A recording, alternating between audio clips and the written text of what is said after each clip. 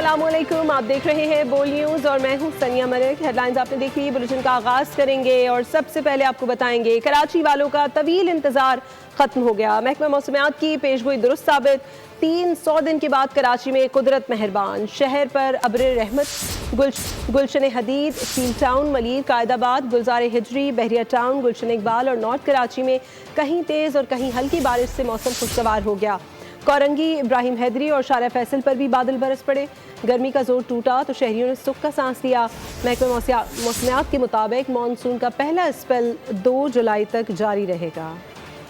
शहर कराची में मानसून की तहलका खेज एंट्री, बादल गरजे, बिजली चमकी, बरसात से चेहरे खिल उठे। कराची के मुख्तलिफ इलाकों में कहीं तेज तो कहीं हल्की बारिश रिकॉर्ड हुई। सुपर हाईवे और अतराफ में तेज बारिश ने मौसम ठंडा ठार कर दिया।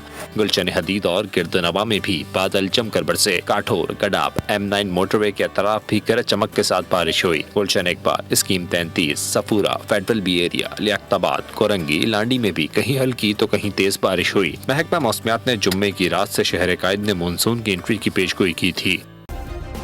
सब्सक्राइब करें और बेल दबाएं ताकि कोई खबर रह न जाए।